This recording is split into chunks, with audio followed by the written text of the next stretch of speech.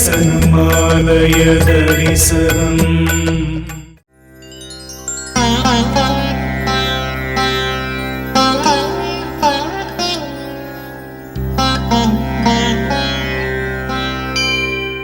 ஸ்ரீ வால்நெடுங்கன்னி உடனுரை ஸ்ரீ தாந்தோன்றீஸ்வரர் திருக்கோயில், ஆக்கூர்.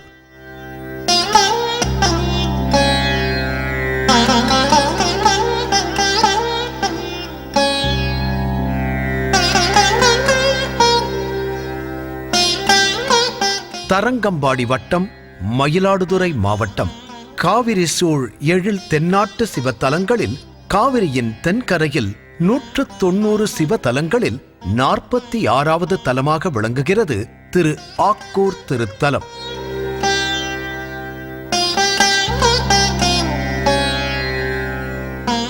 மயிலாடுதுறை, தரங்கம்பாடி, திருக்கடையூர் வழியாக செல்லும் தார் சாலையில் உள்ளது.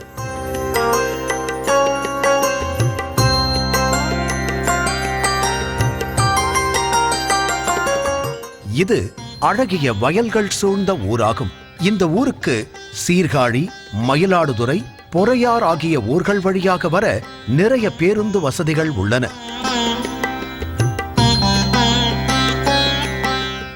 மூன்று நிலைகள் கொண்ட ராஜகோபுரம்.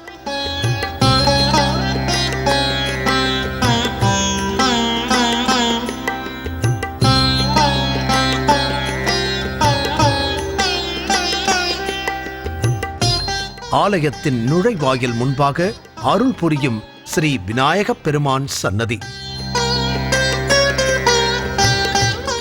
ஸ்ரீ தாந்தோன்றீஸ்வரர் சுவாமி தேவஸ்தானம், ஆக்கூர் என்ற மிகப்பெரிய பெயர் பலகை கண்ணில் படுகிறது.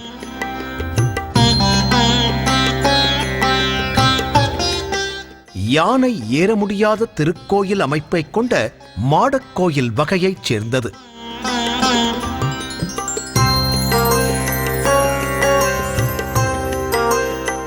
அண்மையில் கும்பாபிஷேகம் நடைபெற்ற திருக்கோயில்.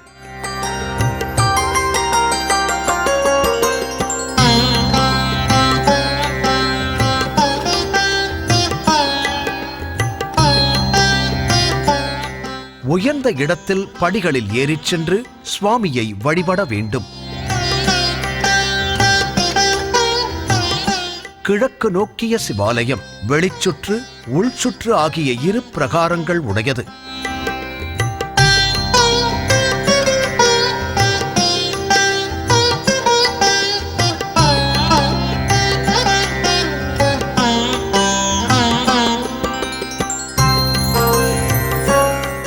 சுவாமி சன்னதிக்கு வலது பக்கத்தில் மிக நீண்ட அம்பிகை சன்னதி அமைந்துள்ளது.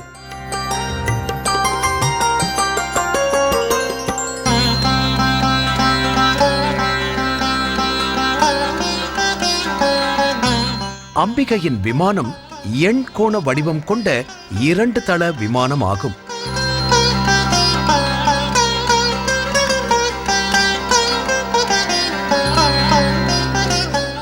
நீண்ட நெடிய வரலாற்றை உடைய கோயில், தேவார பாடல் பெற்ற திருத்தலம். சீர்கொண்ட புகழ் வள்ளல் சிறப்புலிக்கும் என சுந்தரரால் போற்றப்படுபவர்.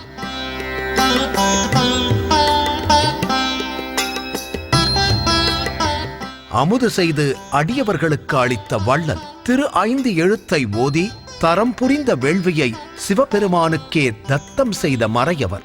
இறைவரோ தொண்டர்வுள் ஒடுக்கம், தொண்டர் தம் பெருமை சொல்லவும் பெரிதே என வாழ்ந்த சிறப்புலி நாயனார் முக்தியடைந்த திருத்தலம்.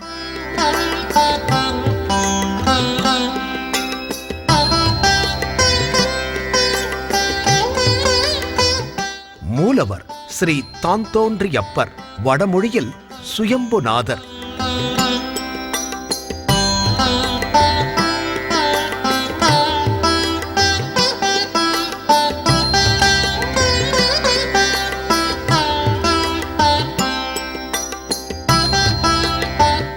உற்சவர் 1000ல் ஒருவர்.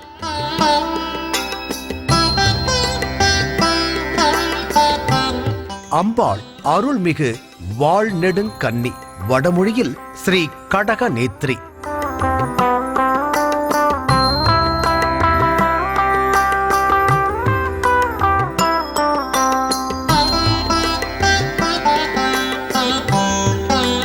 தல விருட்சம் கொன்றை, பாக்கு, வில்வம். வழிபட்டோர் புலஸ்தியர், குபேரன், ராவணன், கோக்செங்க சோழன், அகஸ்தியர் மற்றும் அத்ரி மகரிஷி முனிவர்.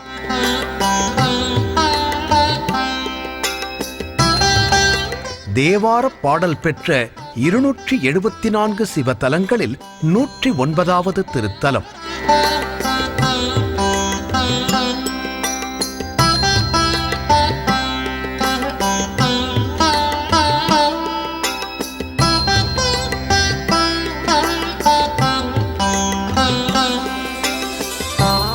இந்த ஆலயத்தின் வரலாற்றை முழுவதுமாக கூற இயலாது.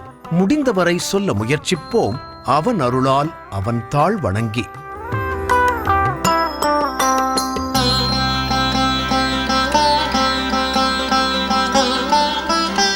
யானை ஏற முடியாத கோயில் கட்ட வந்த சோழ மன்னன் கொச்சங்கனுக்கு வயிற்றில் குடல் அயற்சி நோய் ஏற்படுகிறது.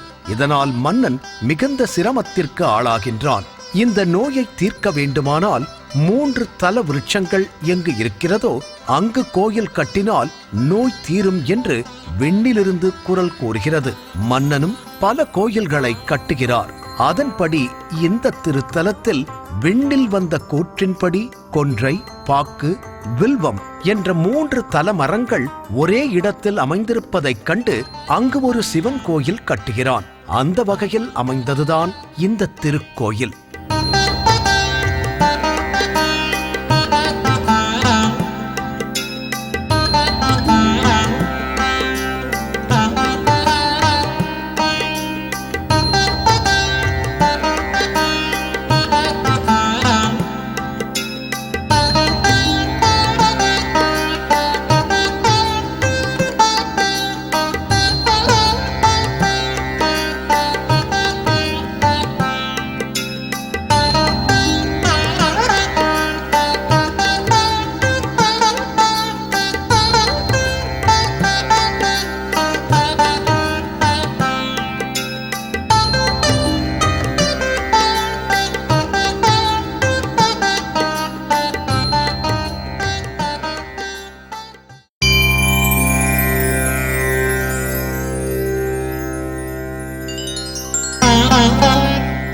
இங்குள்ள பொல்லா பிள்ளையார் பக்தர்களுக்கு வேண்டியதை வேண்டியவாறு தந்து அருள் புரிகிறார். இந்த கோயிலை கட்ட முயன்ற சோழ மன்னன் மதில் சுவர் கட்டிய பொழுது அது அடிக்கடி இடிந்து விழுந்து விடுகிறது. என்ன குற்றம் என்று அவன் யோசித்தான். அப்போது பொல்லா பிள்ளையார் அங்கு தோன்றி, நீ இந்த குளத்தில் மூழ்கி எழுந்து பார், உனக்கு எல்லாம் சரியாகும் என்று கூறுகிறார். அது எவ்வாறு என்று மன்னன் கேட்க, அதற்கு பிள்ளையார், இது காசியை விட வீசம் அதிகம், நீ குளித்து எழுந்து பார் என்று சொல்கிறார்.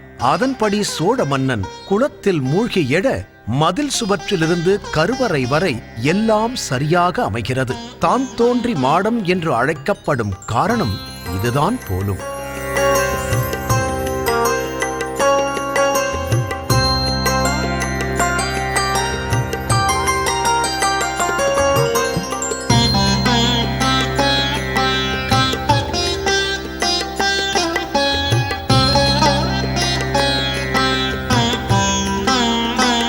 ஆயிரத்தில் ஒருவன். மிகவும் சுவாரஸ்யமானது இந்த வரலாறு. 1000 அந்தணர்களுக்கு அன்னதானம் செய்தால் குறைபாடு நீங்கி கோயிலை சிறப்பாக கட்டலாம் என்று ஈசன் கூறுகிறார். அதன்படி 48 நாள் அன்னதானம் நடக்கிறது. இதில் ஒவ்வொரு நாளும் 1000 இலை போட்டால் 999 பேர்தான் சாப்பிடுவார்கள். ஒரு இலை மீதம் இருந்து கொண்டே இருக்கும்.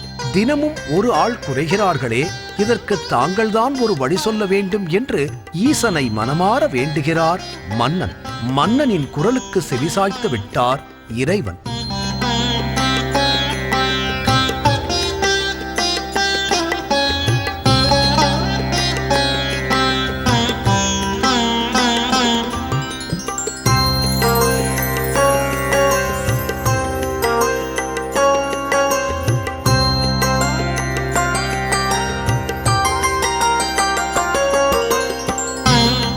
நாற்பத்தி 8வது நாள் 1000 இலை போடப்பட்டது.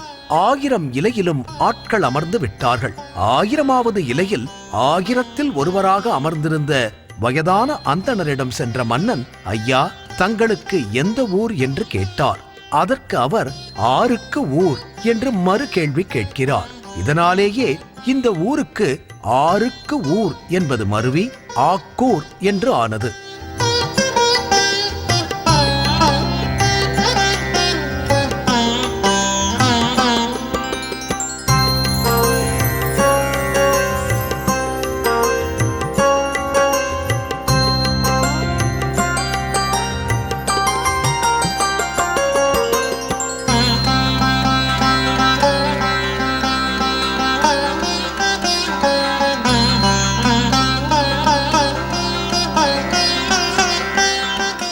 மன்னனை எதிர்கேள்வி கேட்ட அந்த வயதானவரை அடிப்பதற்காக வீரர்கள் விரட்டுகின்றனர். ஓடிச் சென்ற வயோதிகர் நெடுங்காலமாக அங்கு இருந்த ஒரு புற்றில் விழுந்து விட்டார். புற்றை கடப்பாறையால் விலக்கிப் பார்த்தபோது உள்ளே இருந்து சுயம்பு மூர்த்தியாக தாந்தோன்றீஸ்வரர் தோன்றுகிறார். கடப்பாறை கொண்டு புற்றை குத்திய போது அது லிங்கத்தின் மீது பட்டு விடுகிறது. அதன் அடையாளமாக இன்றும் கூட லிங்கத்தின் தலைப்பகுதியில் பிளவு இருப்பதை காணலாம். இப்படி புற்றிலிருந்து தோன்றியவரே தாந்தோன்றீஸ்வரர்.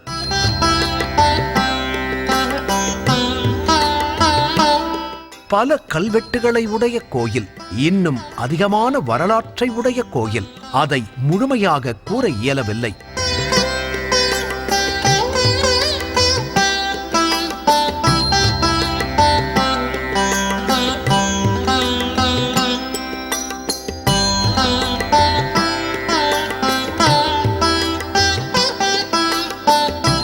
அருள்மிகு மூலவரான தாந்தோன்றீஸ்வரர் அபிஷேகம் நிறைவு பெற்று அலங்காரத்தில் காட்சியளிக்கிறார்.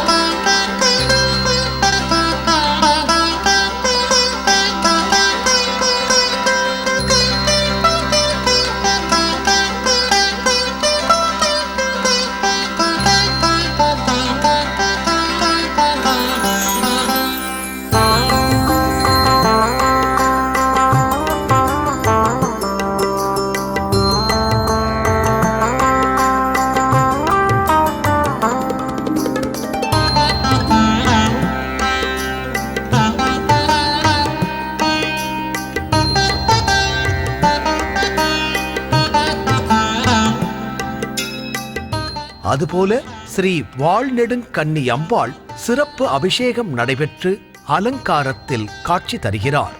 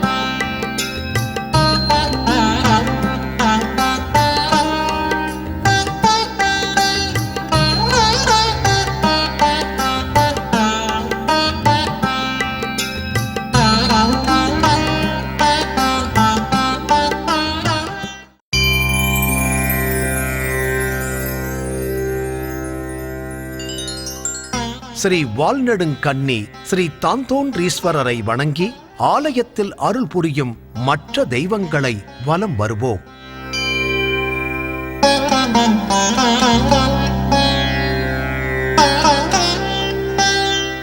ஸ்ரீ விநாயகர் சன்னதி அமைந்துள்ளது. வீணையுடன் சரஸ்வதி அம்மன் அருள் புரிகிறார். வள்ளி தெய்வானையுடன் ஸ்ரீ சுப்பிரமணிய சுவாமி சன்னதி அமையப் பெற்றுள்ளது.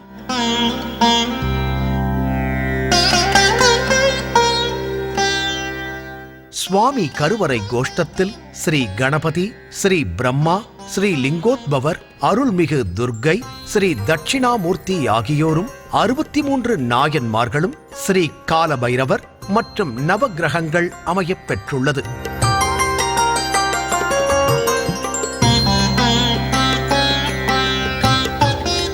ஆலயத்தின் பிரதான மூர்த்தியான சிறப்புலி நாயனார் சன்னதி அமைந்துள்ளது. சிவனடியார்களுக்கு விருந்தளித்து மகிழ்ந்தவர்.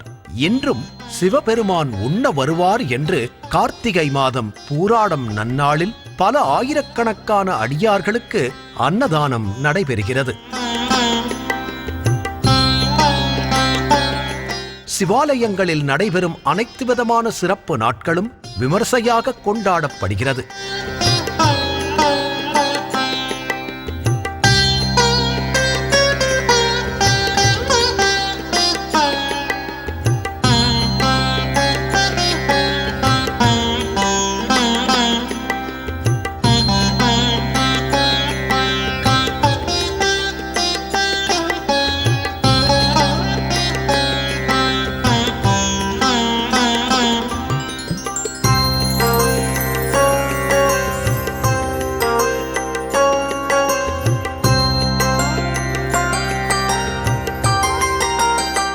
குறிப்பாக இக்கோயில் திருமண வரம் அருளும் தலம்.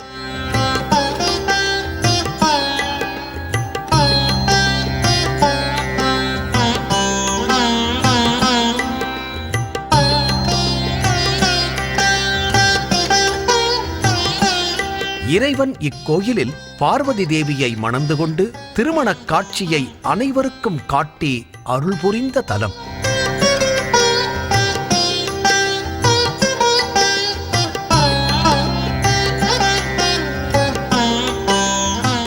பங்குனி மாதம் வசந்த நவராத்திரி அன்று இக்கோயிலில் இறைவன் இறைவிக்கு திருமண நிகழ்வு சிறப்புடன் கொண்டாடப்படுகிறது.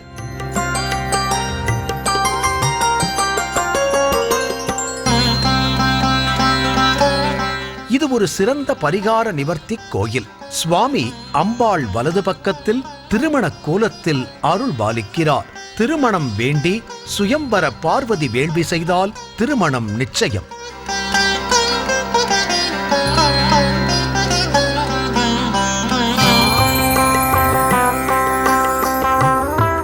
குழந்தை வரம் வேண்டி சந்தான கோபாலகிருஷ்ண வேள்வி செய்தல் சிறப்பு.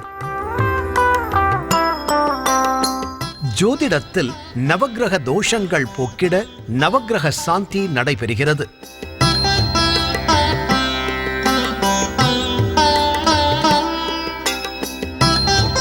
குடும்பத்தில் ஏற்படும் குழப்பங்களை நீக்கிட துர்கா சப்த சதிதேவி வேள்வி.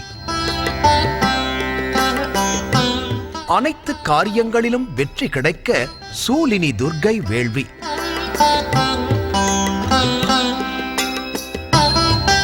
வீடு, வணிக கட்டிடம் கட்டி பாதியில் நின்று போன செயல்களை முழுமை பெற்று பூர்த்தியடைய வராக கூர்மை வேள்வி செய்து பயன் பெறுங்கள்.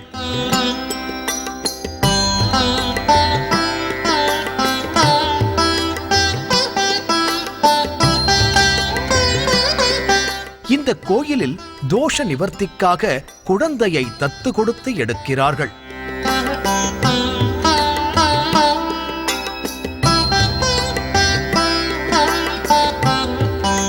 அம்பிகைக்கு உகந்த பஞ்சமி, அஷ்டமி, பௌர்ணமி மற்றும் பிரதோஷ நாட்களிலும் செவ்வாய், வெள்ளி மற்றும் ஞாயிற்றுக்கிழமைகளிலும் சம்பந்தப்பட்ட நபருடைய ஜன்ம நட்சத்திரத்தன்று சகஸ்ரநாம அர்ச்சனை செய்வது சிறப்பானதாகும். தேவாரப் பாடல் பெற்ற திருத்தலம். சிறப்பான சிவாலயத்தை தரிசனம் செய்த மன நிறைவு ஏற்படுகிறது. கொங்கு சேர் தன் கொன்றை மாலையினால் கூற்றடர பொங்கினான் பொன்கொழிசேர் வெண்ணீற்றான் பூங்கோயில் அங்கமாரோடு மறுமறைகளை வேள்வி தங்கினார் ஆக்கூரில் தாந்தோன்றி மாடமே. ஞான சம்பந்தன் தேவாரம்.